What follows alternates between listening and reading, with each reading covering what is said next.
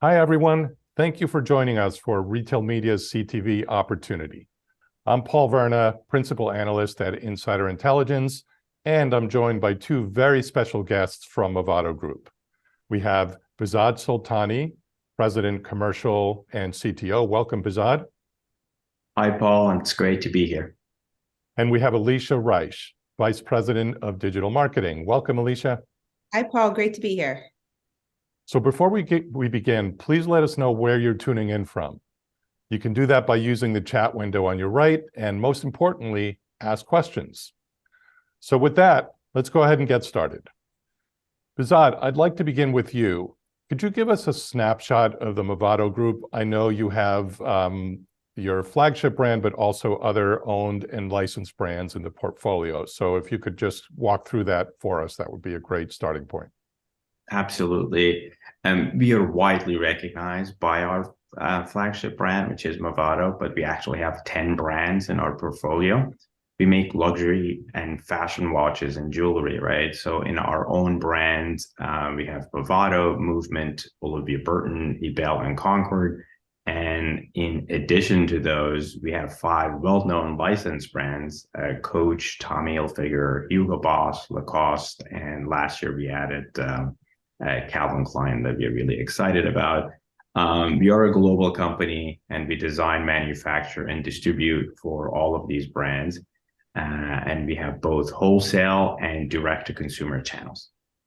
Hopefully that gives you a little bit of a background on the company. It does. It's obviously a big group with a lot of brands that, like Movado, are recognized and world-renowned. So it gives us a little bit more of a sense of the complexity, the sort of good problem you have in marketing these brands. Alicia, I would imagine that as a primarily luxury brand, you have to be selective about retail media channels. So could you tell us, how do you go about navigating that landscape? And what platform or platforms are you working with in retail media? Absolutely. So retail media networks are still in their infancy. So it's really important for us to test and understand what's working for our brands, both luxury and our licensed brands. Currently, we're leveraging Amazon's media network as well as Macy's media network across our portfolio. It's not a one-size-fits-all approach.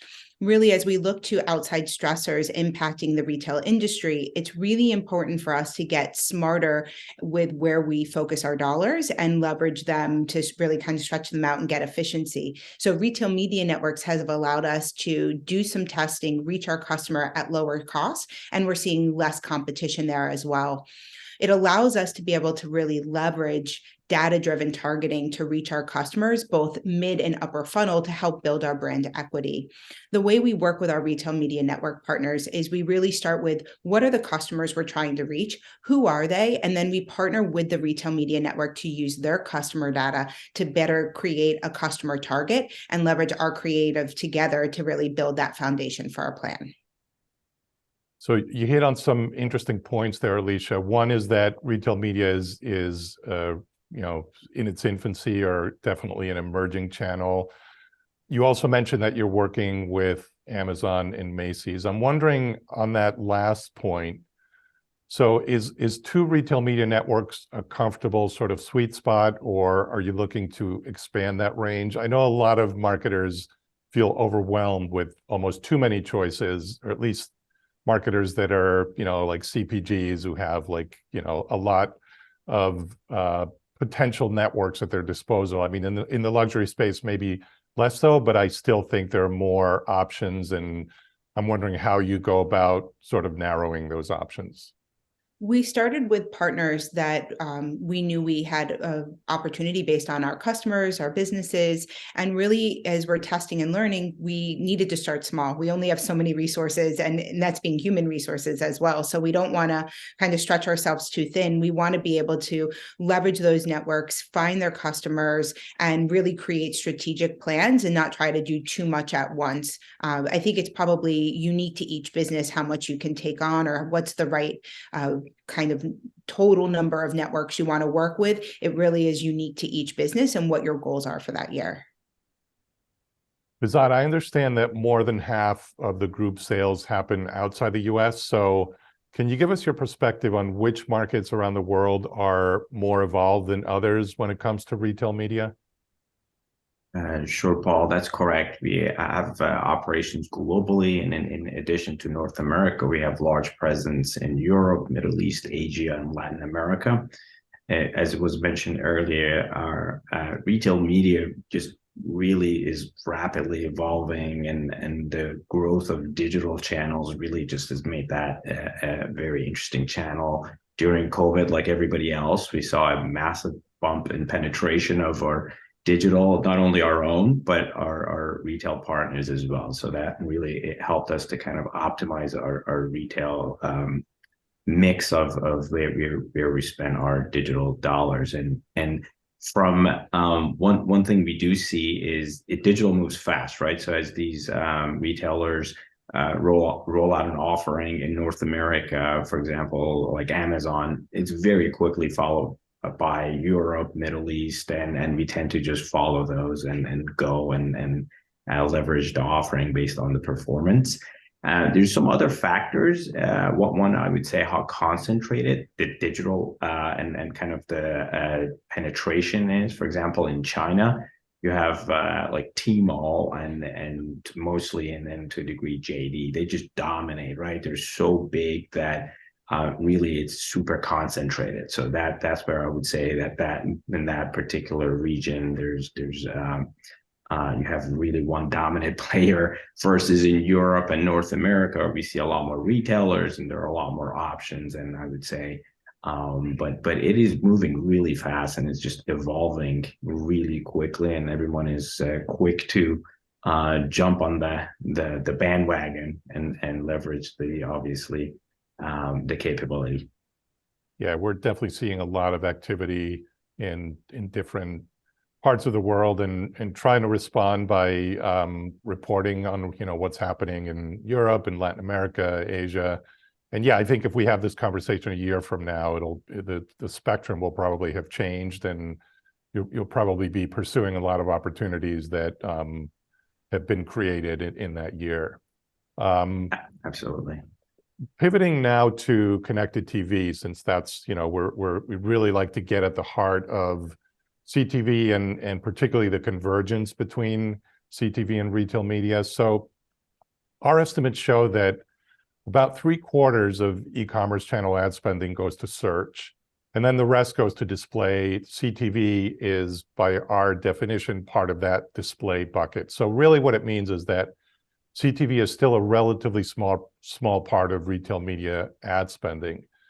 Do you think that this will change? And if so, why? If not, why not? And I guess, Alicia, maybe this one is for you. Yeah, I think most importantly is we need to follow the consumer, and we're seeing a change in consumption. We're seeing streaming apps and connected TVs growing rapidly, and that means that that's where the consumer is, and we need to meet them there. So for us, connected TV has been really important for us to test, and what we've been able to learn by leveraging connected TV versus linear or social or any of our other efforts is that we're able to leverage connected TV being data-driven. We're able to not just take an approach like linear where you're trying to reach one to many, but connected TV is truly a one-to-one engagement. We're really meeting them when they're ready to watch, they're prime, and we're able to then meet them with a message that's able to be received. So we're seeing connected TV really fit more into a mid-funnel approach, and then also be able to be leveraged in a lower funnel as well on certain platforms to be able to be remarketing and be able to connect your data from site to be able to be a lot smarter in who you're going after. This will ultimately be able to have us create really what the consumer is telling us that they want, which is more a tailored approach.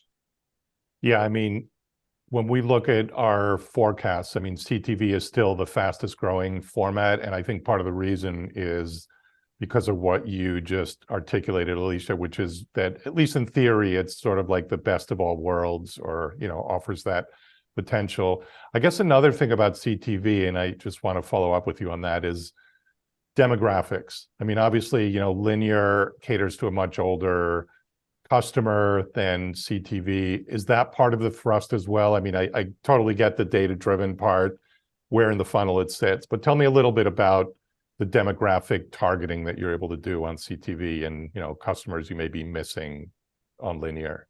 Yeah, we're still seeing linear be very important, right? Linear to us is still an incredibly important channel, but it's not for us, I think, essentially going after older or younger, but you're layering people who have been cord cutters, and that is driven by the millennials, the Gen Zs. You're seeing people really go to this more appointment viewing, busier behaviors. They want to view when they're ready. So when we think about the targeting, we're trying to be a little bit broader around just age or gender, but really taking it one step further around behavioral in shopping in market to be, I'm ready to shop now, or am I looking for a gift, or being able to take it one step. So yes, you're able to reach a larger demographic that might be shifting in their changing their viewing behaviors, but also it's more important about being able to resonate that message with them. Which TV spot for us? So, we take a brand like Movado, we have a large variety in our catalog, right? We have price points all the way up to 4,000, and we have watches that we sell for 800. So for us, it helps us better get the right message in front of them and be able to ensure that it's going to resonate better.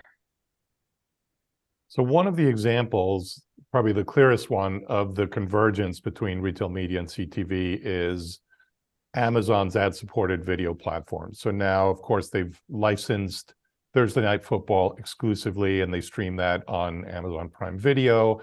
And they have the Freevee service, which used to be called IMDb TV. It's their ad-supported FAST channel or network.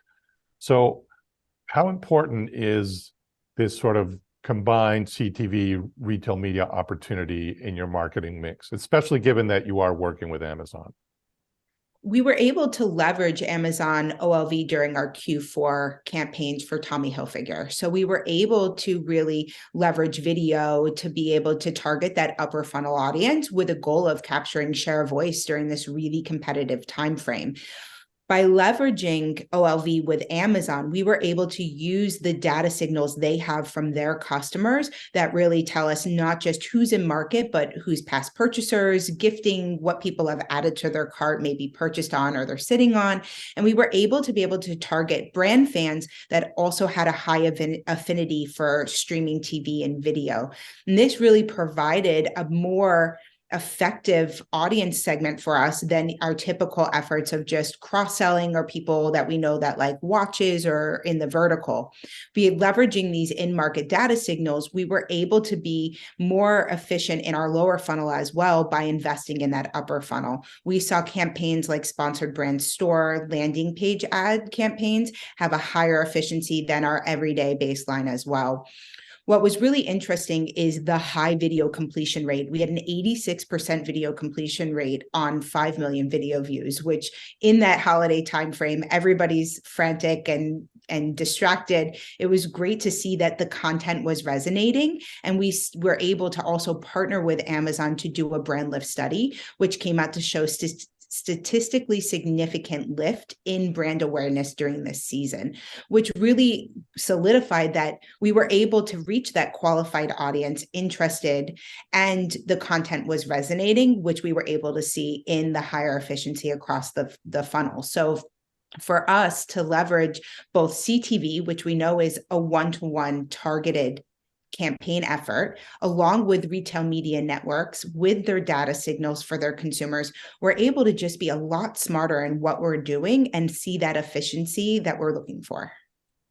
Did those completion rates surprise you in any way?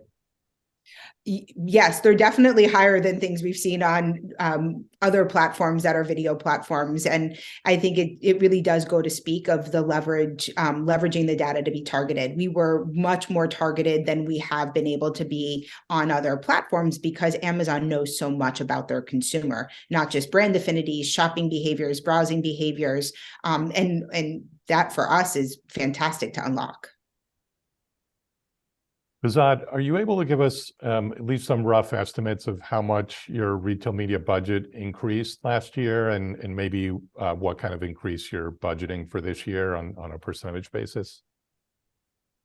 Sure. Our team, Alicia and rest of our organization did a fantastic job of delivering phenomenal performance in this particular channel. And as a matter of fact, we saw something like around a 50% increase last year. So by far, probably one of our largest increases in our investments. And we anticipate to see double-digit growth this year as well. We tend to run a lot of our marketing activities based on performance, and as long as we see returns, we continue to invest, right? So, and along with that, we have close partnership with our retailers, so we work with them very closely as they expand their programs and they give us opportunities to leverage their customer base, and we obviously invest in those areas. So, but it's been pretty successful. Yeah, so you talk about metrics and ROI, which of course are critical. Is the brand lift study that you did with Amazon, is that something that you think you would continue doing on a periodic basis, or other studies like that? Or are you, in what other ways are you sort of measuring success with retail media?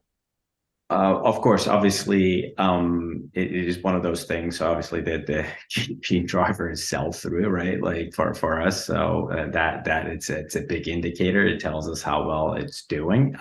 But as you mentioned, you know, we don't see it as purely bottom of the funnel either, right? So there are other elements into it that we want to see. If it's the engagement and so on, we measure those things. So trying to do as much as possible various metrics, and as much as we can get the data. Obviously, some of these things, it's not like our own channels that we can get a lot of detailed KPIs through our data science team, but our partners are pretty good. They do share quite a bit of data, and we look at it and evaluate it on an ongoing basis.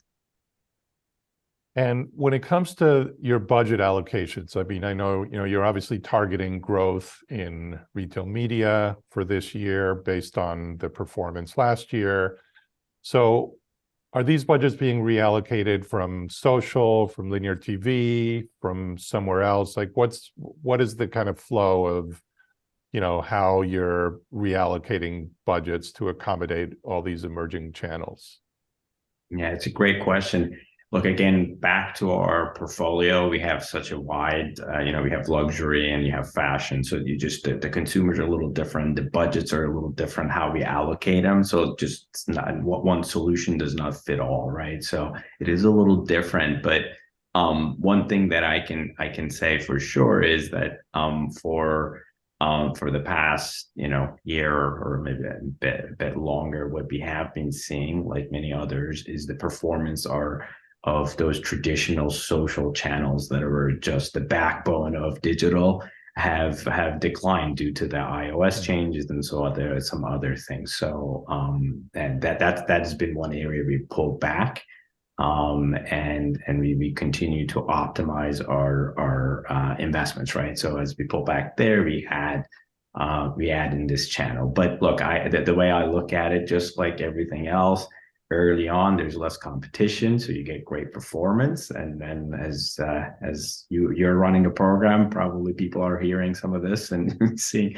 the results that you're seeing. They're gonna just essentially probably increase the competition, right? So more brands will participate, costs will go up, and then we'll have to optimize. But that's kind of within our mix, and in most of our brands, we've seen again an increase in this area, and we just pull back from some of our legacy digital channels. So I'd like to pivot to a live audience from a live question from our audience. And I know you've touched on this a little bit, but maybe we can drill down a little deeper. So the question is, what role do data and analytics play in the success of retail media integration with CTV? And how can retailers effectively use these tools to improve their campaigns? And I don't know if you both want to take a shot at this, or one of you. I'll leave that to you. Sure, Alicia, you want to go first, and I'll.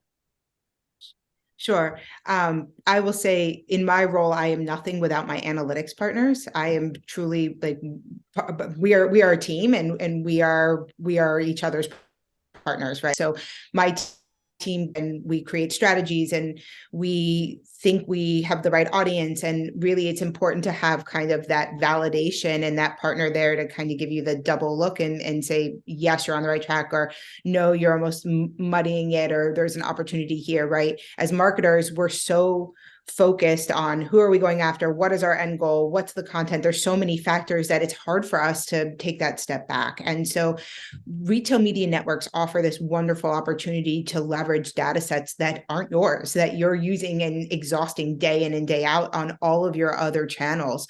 But and retailers should not be afraid of that. It's a new opportunity to go and find your audience at the intersection of also that retail network's audience, and having the analytics team and data scientist teams to be able to help you find that right audience and validate that path. So that way you're not getting lost in the numbers, and you're not trying to do too much, and stay focused on the goal is really helpful. And it's really something I encourage as well. Bezat, I'm sure you want to add some stuff to that as well. Yeah, no, you did a very good job there. The only thing I would add is that we're a bit spoiled when we leverage our direct channels. We have so much information that and we are able to slice and dice in so many different ways to really get to whys and predict and those type of things.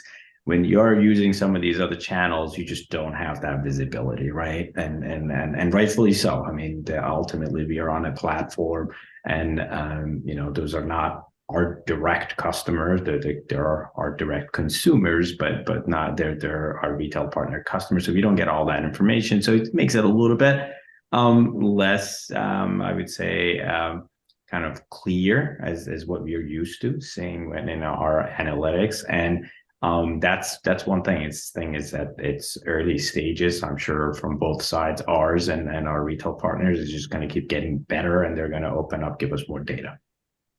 Yeah, you brought up a really interesting point there, Bezat. And what powers retail media, of course, is first-party data. Now, one thing we didn't talk about in the sort of overview of the Movado Group is you're also a retailer. You have these direct channels. I mean, you're both on this panel speaking more from the point of view of ad buyers, than sellers. But I mean, as a retailer with a lot of first-party data, how do you find that your retail media campaign, with whatever data you're able to get from those platforms, how does that amplify your own data sets? So that is actually just kind of taking a quick step back. There is that's one of the power of our direct channels that has been super helpful for us over the past few years. We used to do a much larger portion of our, like by far, over 90% of our sales was wholesale. Now we have a little bit larger penetration of direct to consumer.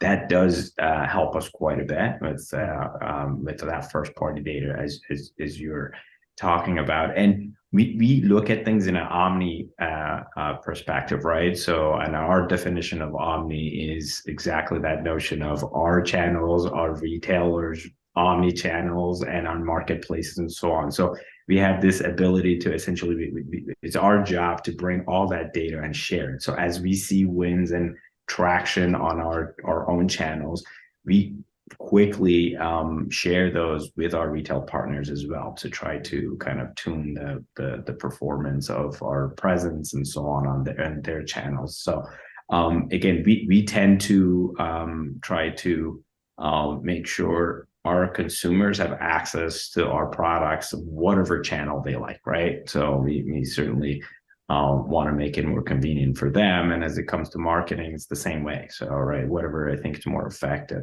So hopefully, I don't know if that answered your question or not, but that's how at least we think about it. Yeah. We have a few minutes left, and two more great questions from the audience that I'd like to go over here. So the first one is, do you have any experience or have you done testing with interactive or shoppable CTV? Anything you can share more about, say, QR codes or text to, or any of those types of tactics? We've not had a chance to really experience and test into that yet. It is something that's on our radar and that we've discussed internally as recently as a couple weeks ago. It's exciting, right? What I can say is that we've seen QR codes be really valuable to support our brick and mortar business and drive engagement and consumer data capture in ways it's created an unlock. So if you look at it from that lens and you look at the lens of the success we've seen and the excitement around CTV, it's really exciting to want to bring those two together. So it is something that while we have not tried it and we don't have anything to share with you today, we are as well looking at that and think it's an interesting next step that the industry is taking. Yeah, I think to a comment I made earlier, if we have this conversation a year from now, I won't be surprised if you've probably done some experimentation by that point. But as you noted earlier, Alicia, it's still an emerging channel, a lot of, testing and learning. The last question from the audience, and Behzad, you touched on this a little bit, but I think maybe we can address the question directly as the caller is asking. What is your view on the future of first-party data post third-party cookie deprecation? And the other part of the question is, do you see aggregation of various first-party data sources through data partnerships to enable marketers to get back some of those lost efficiencies? So that's the part you touched on a little bit, but just in general, what is the future of first-party data, now that a lot of identifiers have already been deprecated and others will be deprecated in the next year or two? Yeah, it's a great question. I'll take a stab at it, and then maybe Alicia can add more. I think one of the things is for us, we're just really excited that we are able to get first party data now as brands. Brands, unfortunately, are a little bit behind the eight ball, right? Like, because you really don't get a lot of first party data. So everybody's trying to solve for that, right? How do you increase that? Interestingly enough, a lot of the times the relationship goes through a retail partner, right? So you don't get that.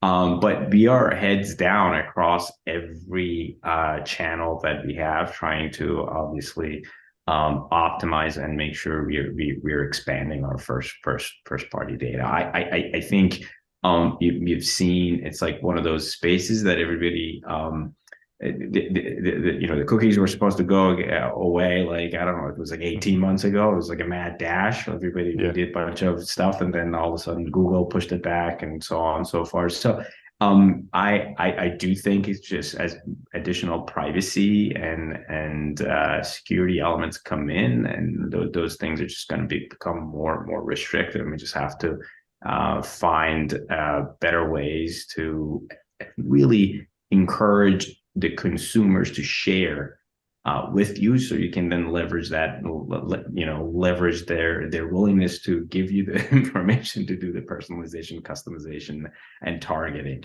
I wish I had the crystal ball to see what's going to happen, but I think we're going to all kind of hold hand, learn together.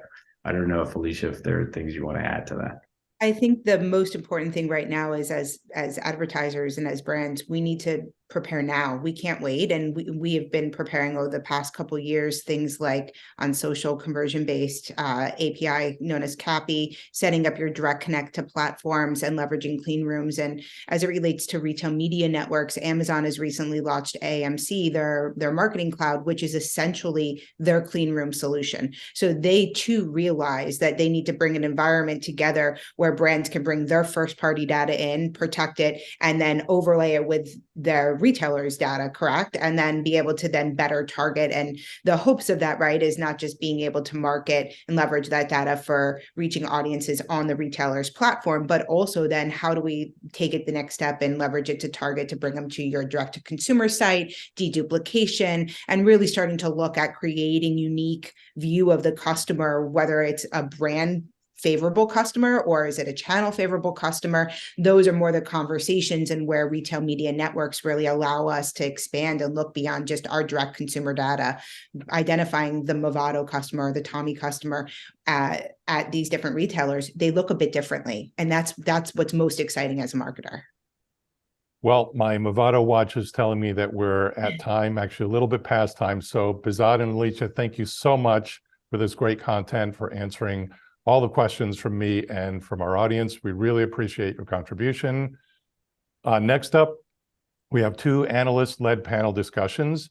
One is with Max Willens on navigating the complexity of retail media networks. The other is with Evelyn Mitchell on activating first-party data. So please join Max or Evelyn next by clicking on the tab below the video that says next session. And thank you so much for joining us.